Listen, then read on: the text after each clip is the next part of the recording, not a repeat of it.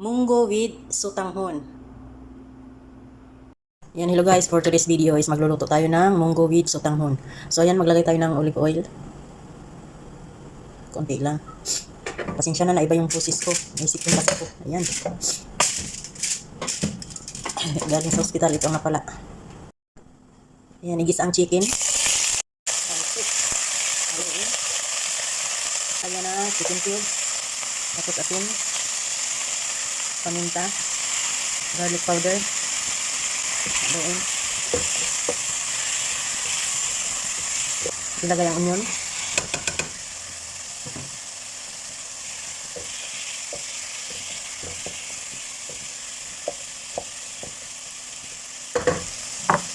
Check natin. Lagyan natin ng bay leaves. Tapos soy sauce. Tansyahan lang sa ginagawa ko. Oyster sauce.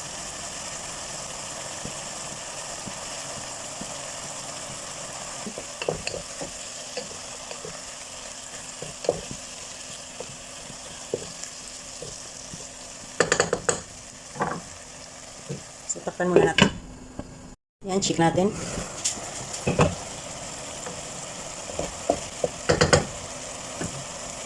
So, ilagay natin itong ating pinalambot na munggo. Yan.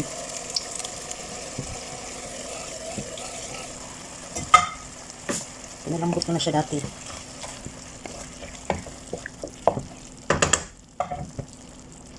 Tapos, ito yung ating chicken broth. Yung pinaglagaan din natin ng chicken ito kahapon. Nilagay ko lang sa ref. Ayan.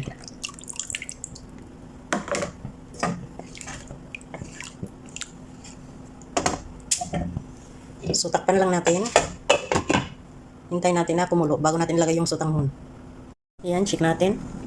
Kumulo na siya.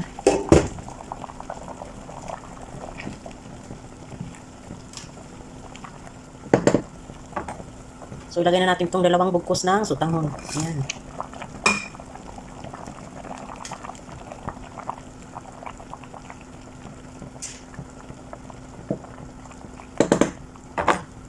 So, ayan, takpan natin siya ulit. Ayan, i-check natin.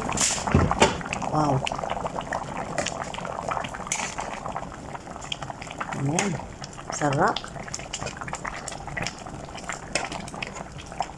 Timpla natin. Kung sakto na yung ano niya, lasa.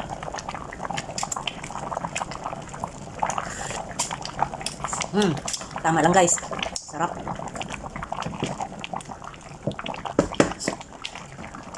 So, lagyan pa natin siya ng gulay. Ayan.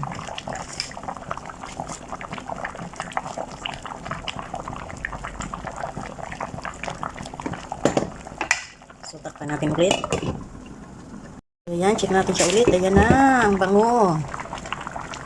Ayan, luto na yung ating gulay. O, diba? Napakadaling lutuin lang ang ating recipe for today's video, mga kakusina. So, ayan, para sa ating final na gulay, ito yung coriander leaves. Ayan. Ang sarap niyan.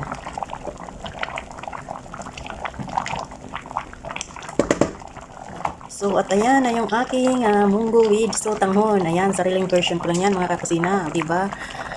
Ayan, yummy. So, at ayan lang for today's video. Thank you so much for watching. Ayan, kain na naman.